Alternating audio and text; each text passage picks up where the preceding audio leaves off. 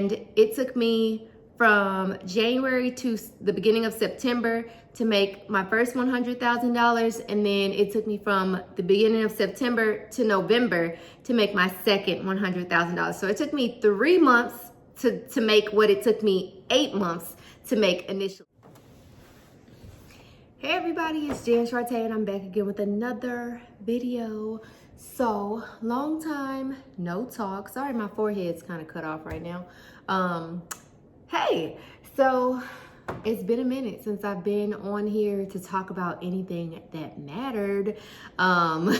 So if you guys are familiar with me and my channel, you know that in September, I made a video all about how I made my first $100,000 in my business.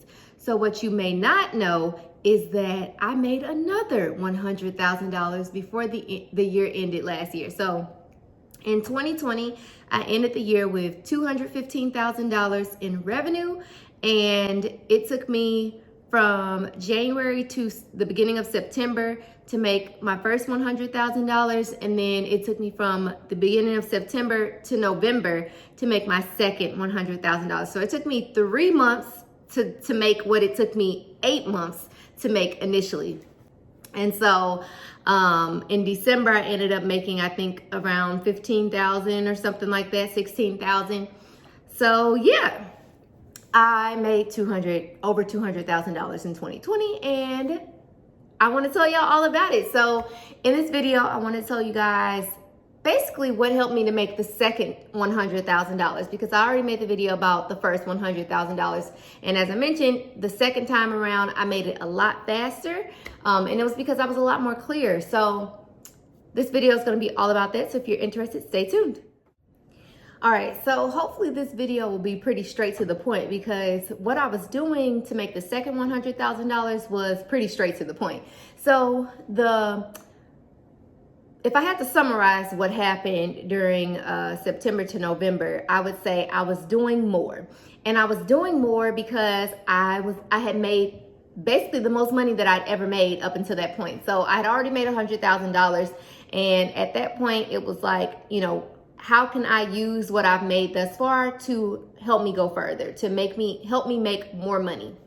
So I started doing more. I started spending more. I had more. So there was more inventory. I stopped playing it so safe, and I started ordering 5, 6, 7, 8 packs of things. I was restocking things before it was even sold out, because I was kind of projecting that they were going to sell well based off of, you know, how people reacted when I first released them and things like that. I was spending more on paid advertising, so more on social media ads. I was sending more emails. What else was there more of? I want to say I was more present online, but there was a lot less of the, you know, quotes and word graphics and all of that stuff. I just went strictly for products. So by that point, by September, I felt that I had a pretty good hold on who my audience was and what they wanted to buy from me. So I decided to just maximize my efforts in promoting my brand's products. So I basically put less focus on the, you know, filler content, and put the majority of my focus on the product. And so, you know, when you first start your boutique, it's a lot of having to either post the same thing over and over again, or you kind of stop posting consistently because you get tired of posting the same thing over and over again. So I had gotten to the point where there were certain things that just sold. They sold super easily. So the only time that I was posting about it again was to either ask if they wanted me to restock it, or like ask if they missed their size so that I can gauge whether or not I should restock it, or me telling them that it had been restocked. So, you know, I quickly realized that people will tell you exactly what you want to know. You just have to ask them. You know, so in the beginning of my business, it was a lot of feeling like people should just find me. They should know that I exist. My content is amazing. I'm on Instagram. I'm using hashtags. I'm running ads. people should find me all day, every day. And that wasn't the case. So, you know, I had realized that I had to go out and find my people. But also on top of that, I needed to understand that the bulk of my focus needed to be on my existing customers rather than me trying to constantly find new people. So at the end of the year, if I'm not mistaken, I had just about 12 or 11,000 followers. And when I went to check the number of orders that I had received in the year, I think it was a little bit over 3,000 orders. And the number of customers that I had was about 1,400 or something like that. So by me going in to actually look at those numbers and then, you know, compare those numbers to the numbers of people who were following me, the number of people who were on my email list and my text list and stuff like that, that really helped me to understand where to put my focus. So, you know, prior it was a lot of how can I get more followers, more people on my email list, more people on my text list. I just wanted more people, but I wasn't really striving for customers. And so it really made the most sense for me to try to maximize the customers that I already had and maximize my revenue potential with the customers I already had. So as I was strategizing how to go about doing that, I had decided that I wanted to launch an app. So, disclaimer, I would not recommend anyone to get an app unless you have an audience of people who love your brand, who are like buying not everything you buy, but like, you know, that there's a group of people who will absolutely buy whatever it is that you sell. That basically you have a tribe. You have a group of supporters who you know will actually download your app, use it, and purchase things. So I was now at the point in my business where things were selling out. Things were selling out way faster than I had ever imagined that they would. I was getting, you know, messages from people completely upset about the fact that they had missed out on things so much. So I was like, okay, I'm gonna launch an app. And so the really cool thing about my app is that it was pretty much built for me, like the technological part of it. So my website is hosted on Shopify. If you go to Shopify's app store and just type in like app, it'll show, it'll show you a bunch of apps that will help you to build an app. So I found a company that builds apps and I built me an app. So I'm gonna put a little screenshot here of what my app looks like, or a video or something. So I decided to launch an app. So I launched the app at the beginning of October, I think like October 3rd or 8th or something like that. And I wanted to do it like right before November, you know, Black Friday time and the holiday season, because I wanted my audience to get well versed with how the app ran, so that by the time we got to the holiday season and Black Friday and all of that stuff, that they would know exactly like where to go. They knew how to navigate the app and they could get whatever it was that they wanted really fast.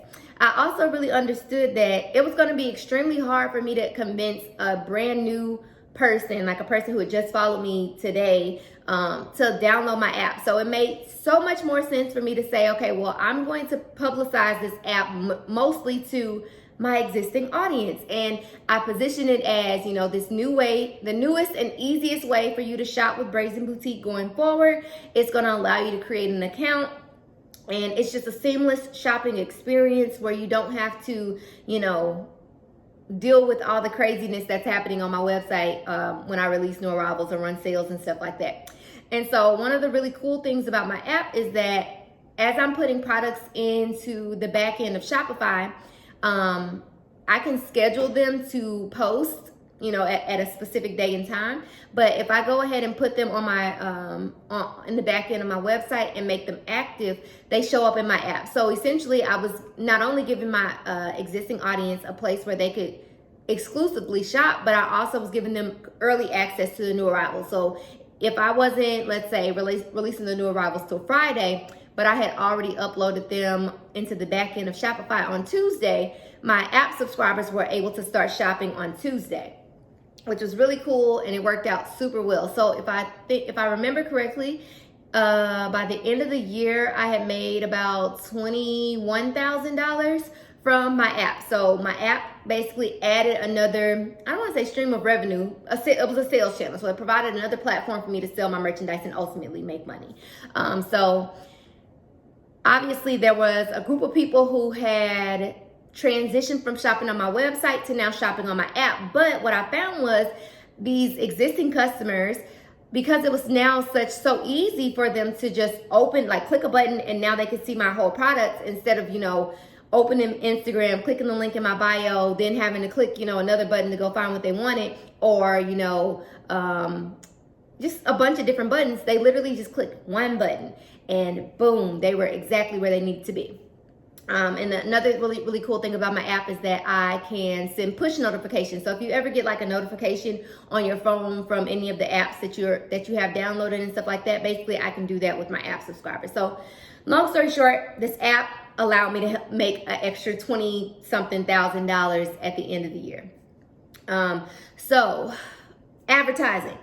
Paid advertising. So ads are scary. I'm not going to lie to you and tell you that they're easy. I'm not going to lie to you and tell you that you can spend whatever amount of money that you want and you're absolutely going to make money from it. That is absolutely false. And if anybody tells you, hey, you should start running ads tomorrow because you're definitely going to make money, they're lying to you. And I'm not saying that you can't, start running ads today and make money from it, but I am saying that is not the experience for the large majority. So I started running ads in 2016, 2017, when I was working at my last full-time job. And so obviously my experience at the time was just based off of my own understanding and me just testing things out. The difference between me running ads for that company and my own company was that I was managing a brick and mortar store. So most of the ads that I was running wasn't to a website, it was to a physical store. So I wasn't choosing conversions as my objective. I was choosing, I think it's store traffic, meaning I wanted to drive people to our actual store to shop. So those were significantly easier than me running ads to my website. So brief little lesson in my ad experience. So me running ads in the beginning of my business was just as hard as I imagine it has been for a lot of people. And it wasn't because the product was bad or anything like that. It was because I wasn't clear about my branding.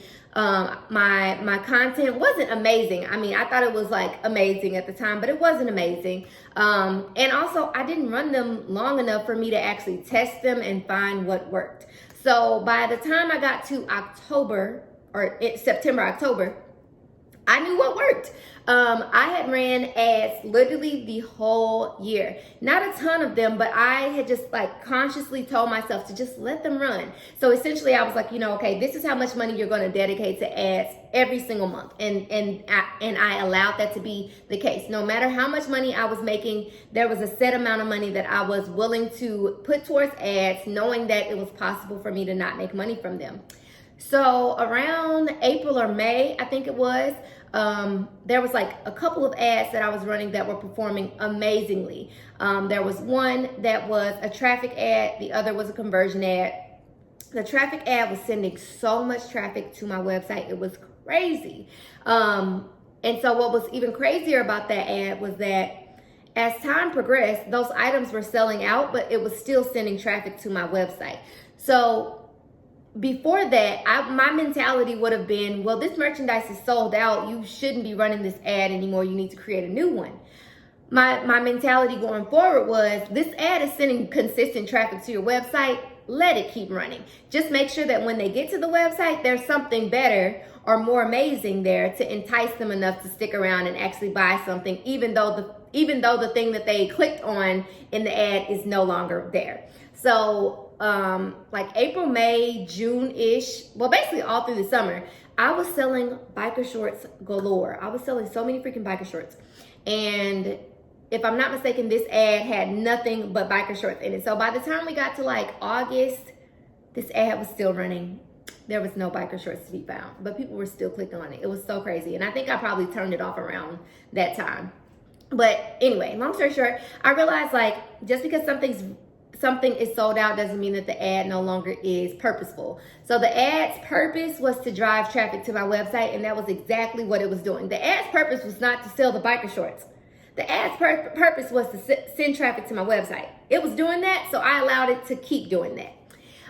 So then I had a conversion ad that was running. That conversion ad was not only sending traffic to my website, but if you know anything about ads and choosing an objective, if you choose the objective of conversions, then Facebook is supposed to go and find people who are most likely to take the action that you want them to take. So by me running this conversion ad and choosing my audience and whatever, Facebook was going to find people who are most likely to purchase from me. So it was generating purchases pretty consistently, just like the traffic ad. It was doing what it was supposed to do. So I allowed it to keep running. Now, the cool thing about running ads is if you find one that works, you can duplicate that ad and make small changes to it. So basically, I just continued to duplicate these two ads that were running really well, and I changed small details of it. So I might alter the age range, or I might alter the pictures, or I might alter the placement, and the placement is where the ad is running. So I started playing around with ads more. I was making more money. I was willing to take a risk to potentially make more money. That's literally the gist of it. So at the end of the year, super crazy. At the end of the year, when I looked at my numbers for my ads, I had spent a little bit over $10,000 for the whole year on ads, and I made about $106,000 from just the ads alone. So again, I made $215,000 total for the year, and $106,000 of that came from ads. So if I had not said, okay, Jans, we gonna run these ads, girl, $106,000 may not exist. Okay, it may not have happened.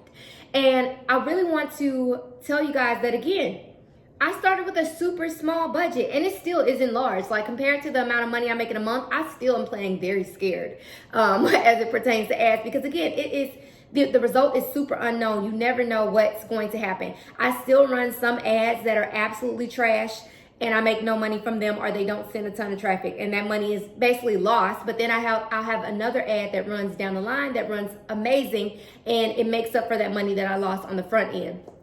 So I start almost all of my ads at $5 a day. I don't know what my voice is doing. Ignore it. But I start almost all of my ads at $5 a day. And then I work my way up to... Okay, my phone just completely cut off, so the quality is probably different now because I'm on my other phone. Okay, so $5 a day, and over time I increased it to... or if it's performing well, I'll increase it to $10, $20, $50, and now I'm testing out $100 a day ads, which is crazy. I want to turn them off all the time, but I know that there is no, what's the saying, like, no reward without a risk or something like that. Like, so basically I'm just out here taking risks, y'all. Like, it's crazy. So my notes is in this phone now, so I'm gonna have to just talk off the top of my head and pray for that this video doesn't end up being super long. So the next thing that I was doing a lot more of was sending emails. So if you've been around for my channel for a while, you know that I was using a company called MailerLite for email marketing. So at the end of the year, I started testing out using Klaviyo for email marketing. Klaviyo is an amazing email marketing platform that is just a lot more robust in comparison to the MailerLite and other email marketing platforms. So I decided to test out Klaviyo, which integrates seamlessly with Shopify, and I just really appreciated the analytical side of their platform. So kind of similar to my thinking with my ads, I was always aware of what it meant to segment my audience and the importance of segmenting my audience. But now I was getting a lot more serious about it. So I was segmenting my audience in as many possible ways I could. So people who spent a certain amount in a certain frame of time, people who placed a certain number of orders, I was rewarding people for spending a certain amount of money or making a certain number of orders, all types of things. And one of the really cool things I realized was that if I incentivize someone who has taken an action over and over again, they'll keep taking that action over and over again. So I tested this out with my sister. She was the first person that I ever tested this method out with. So my sister for a while was my #1 customer. She shopped with me every single time I dropped things. She would just shop with me randomly. Pretty crazy. So I was like, you know what? I'm going to give her her own coupon code that she can use every single time she shops with me. She doesn't have to she doesn't have to wait for a sale, no coupon or anything like that. She just has her own little permanent coupon code. So I gave her that, and lo and behold, all of her orders going forward, either she was ordering more merchandise, which meant she was spending more money than she typically would, or she was just spending way more money than she typically would in general. And, you know, obviously there are platforms like Afterpay and Sezzle and QuadPay and Klarna and all of those good things, which is a sidebar. I added more payment options at checkout. Add all of them, y'all. If you're wondering which one to add them all. Add them all. Don't even second guess it. Add them all. Give your people options. So my sister was like, you know what? I get a coupon or I get a discount every time I shop, and I can use Afterpay. Cool, bet. So she was spending more money. I'm like, all right, well, I'm gonna test this out with my other top customers. So I did that, and I sent a coupon code to some of my other top customers, and same exact thing happened with them. They were spending more money, they were shopping more often, they were buying more merchandise at a time, and it was amazing. So essentially I was making more money a lot faster because I was incentivizing people who had already shopped with me, people who already loved my brand, who were already familiar with the quality of what I sold. It was like a no-brainer basically to come back and shop at that point. So segmenting my emails really was helpful because I was able to clearly see who was most valuable to my business. And I say most valuable in relation to money, like who is giving me the most money, who is shopping the most. Those my people. They're my people. So yeah, I care about these people who just signed up for my email list yesterday, but y'all ain't gave me no money yet. And this is a business. I'm trying to make some money. If I'm trying to make some money, I'm gonna go where the money resides, over here, where the people are spending. I still sent messages to my new subscribers, the people who hadn't shopped. I have automation set up to communicate with them. I have a welcome sequence which introduces them to the brand, it introduces them to me, tells them about the products, all of that good stuff that's hopefully gonna help to build trust. But at the end of the day, I know that if I'm trying to make money, this is where I should go first, over here, where the people are that have already spent money. These people, they come second. So when I was sending out, you know, for example, if I'm $500 away from my goal and I'm like, shoot, how am I gonna make that $500? I'm like, okay, well, let me go over here because I know that there's some people over here who are willing to spend some money. And I say, okay, now who's the most likely to spend the most money? I might say, okay, the people who have spent at least $100 in the last 30 days. I'm gonna send a message to just those people. Now, mind you, there might only be 35 people on that list, but I just need 5 of them to spend $100 and I'm good. So it's almost like you shift your mind to know that these people over here, y'all good. I love y'all for coming over to kick it with me. But these people over here, I love y'all because y'all paying my bills. Y'all helping me meet my goals. So when I need to make money, I'm gonna hit y'all up. As I'm trying to build trust and figure out what's working and what's gonna gravitate more people to me, I'm gonna be over here. So long story short, I prioritized the people who were helping me to make money, and it worked. It worked. So one of the biggest things that a lot of people have to let go of mentally is the feeling of overwhelming your audience with messages. Like a lot of people will say, oh, I don't want to send too many messages. I don't want them to feel like I am, you know, bugging them and annoying and stuff like that. So I only send an email every blue moon, or I only send a text message every blue moon. If you want to make some money, you need to send those messages. You need to send the emails. You need to send the text messages. Send them and send them with the knowledge that I just need to make X amount of dollars. That's the key right there. I was like, yeah, there's 3,000 people on my email list, but I just need 17 of y'all to spend $100. I just need 20 of y'all to spend $50 today. Something like that. And by me going into the situation, like knowing what I wanted out of it, I could care less how many people opened that email. I just need 17 of y'all, 20 of y'all, 10 of y'all, however many, to spend X amount of dollars so that I make this go. It helped me mentally so much. And also, don't feel bad for sending people emails and text messages. I don't shop with Fashion Nova. However, I am signed up for their notifications because I want to know, how y'all making all this money? Fashion Nova could care less about when was the last time they sent you an email. It could have been 30 seconds ago, and they're going to send another one if they feel like they need to do so. If they feel like it's going to be in their favor to send you a follow-up, they're going to send a follow-up. So I need you to be confident enough to say, you know what, I'm going to give you this Fashion Nova energy, and I'm going to send you these messages.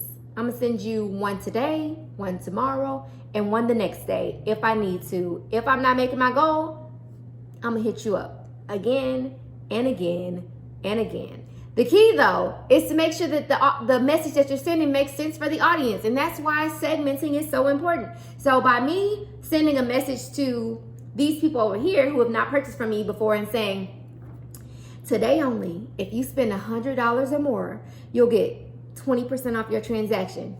First of all, they're like, girl, $100? Like, I'm sitting over here trying to figure out if I want to give you 30, and you want me to spend 100 to get 20% off. So you want $80 out of me, and I'm trying to figure out if I want to give you 30. I'm good. But these people over here, they're like, oh, you just want me to spend $100? Girl, I spent $500 with you in the last 60 days. Of course I'll give you 80 bucks. Of course I'll give you 100 to get 20% off or whatever.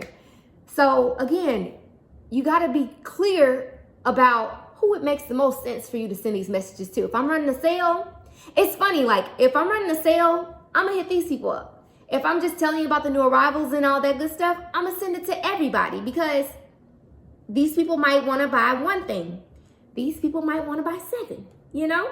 So yeah, segmenting, super important, and it was very lucrative. So again, I switched to Klaviyo, and I don't remember how much I made from Klaviyo at the end of the year, but I want to say it was another like $20,000. I'm going to try to put some screenshots or something over here so you guys can see. But yeah, it worked out super well. So what we got? Paid advertising, emails, a new sales channel. So I would say the last thing was just more merchandise, but more of the right merchandise. So a really hard thing for new boutique owners to get over is either not selling what everybody else is selling or not feeling like they need to have something like new every time they drop new arrivals. So once I realized what my people actually would give me money for, and like the stuff that I didn't have to stress myself to sell, it made so much sense for me to just keep buying those same things. So right now, I'm gonna have to walk upstairs to show y'all, but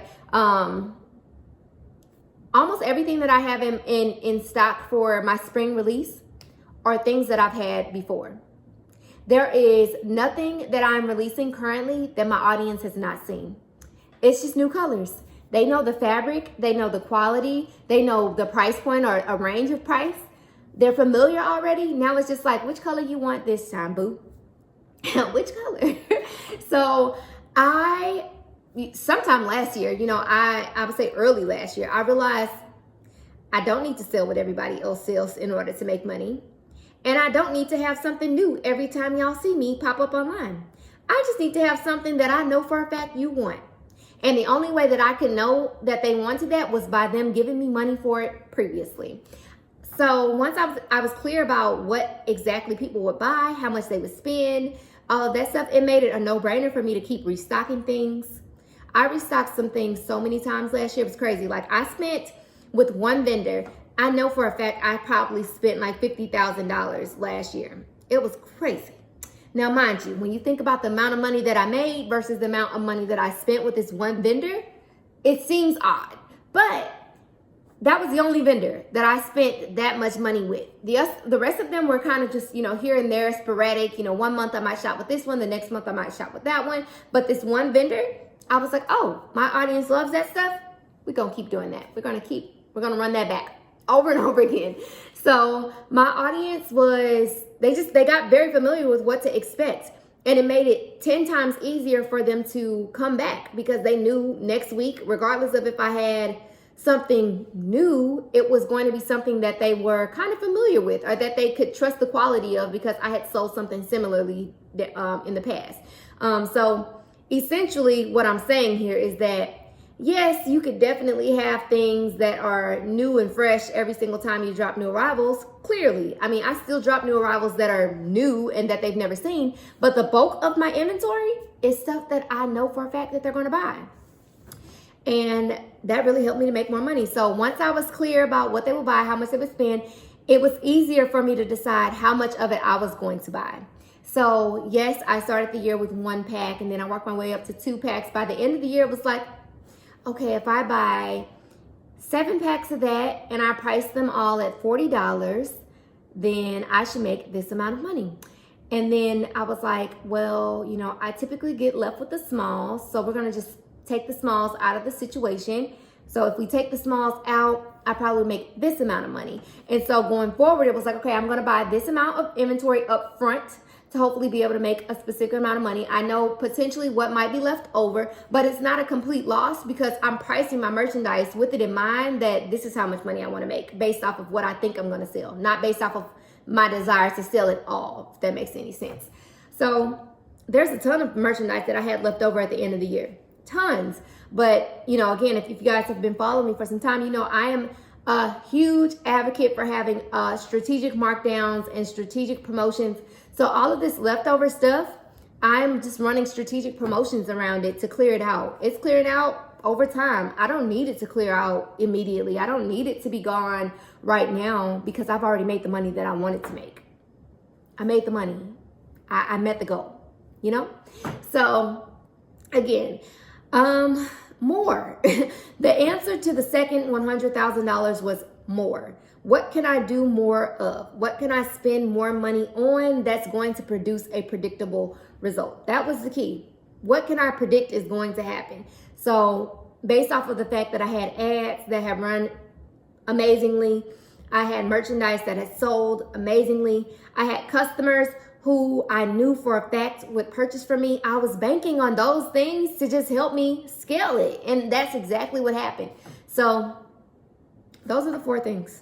I'm trying to keep this video real short and straight to the point. Those are the 4 things that really helped me last year. And it was really cool. This whole experience has been really cool for me. This whole boutique experience, honestly. It's only been 2 years. It's been a little over 2 years that I've been in business.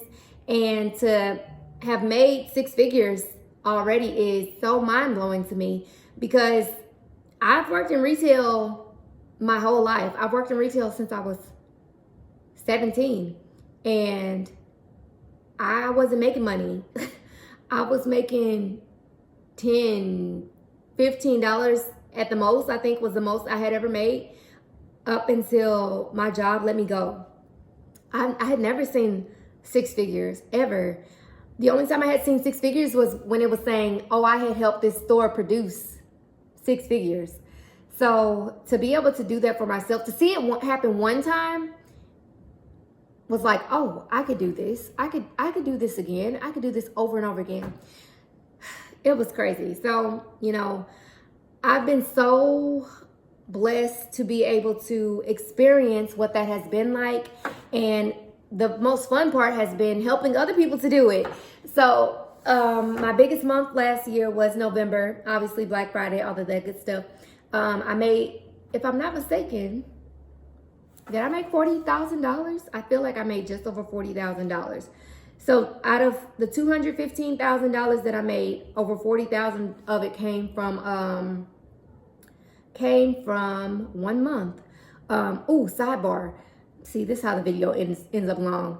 I started doing more professional photo sessions. So, you know, I was taking my own pictures for a while, but I knew that I needed to clear or free up some more time for strategy and content creation and stuff like that. So I started hiring somebody to take pictures for me. And I also brought in another model. So we modeled together so that I can show my merchandise on new bodies. And that was really helpful too, to be able to sell to new people who were kind of worrisome because I am tiny. And they're like, girl, you tiny. That look cute on you. What that look like on a taller person, on a person with some curves. So I brought in another model and that helped out. So yeah, I made $41,269 in November. And yeah, once I started hitting those 5-figure months and I was clear about how to do it, it was so much easier for me to tell other people how to do it. So if y'all don't know, I coach people I don't do much one-on-one coaching now because my audience is pretty huge on the coaching side.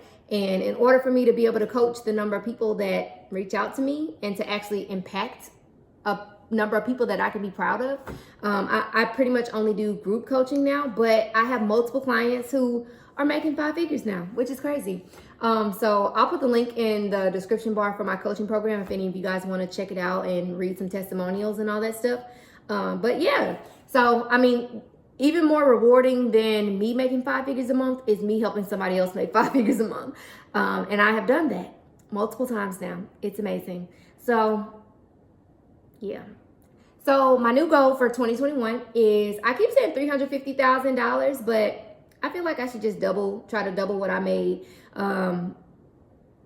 Seems only right. It's February right now. It's February 3rd. And I finished January with, I don't know, $16,000 maybe? Last month, let's see. Last month, oh, much more than I thought. I made a little over $18,000 in January. If y'all saw my first video about my first $100,000, y'all know that last January I made like $2,000. So when I set my goal for this January, I was like, well, we'll just, double what we made last January. Because I coming from a retail background, I understand that not every month is going to be even, and that's normal. So I wasn't necessarily going into January expecting it to be amazing. But it was $16,000 more amazing than it was last January. So yeah, this year I think I'm probably just going to try to double what I made and try to do like 400,000. That's what I'm thinking. That's what I'm thinking, yeah.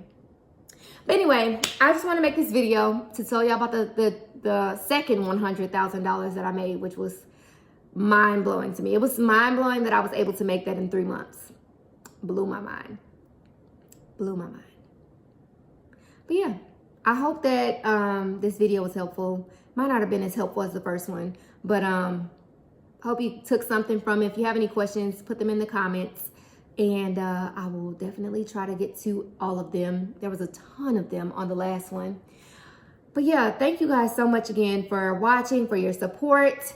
Check me out on Instagram if you have not. I share tips and just behind the scenes of my business and stuff like that all the time. So if you are interested in knowing, what's going on in my business world, I highly recommend following me on Instagram. And I hope that we can connect in the near future. All right, guys, thanks for watching. Bye.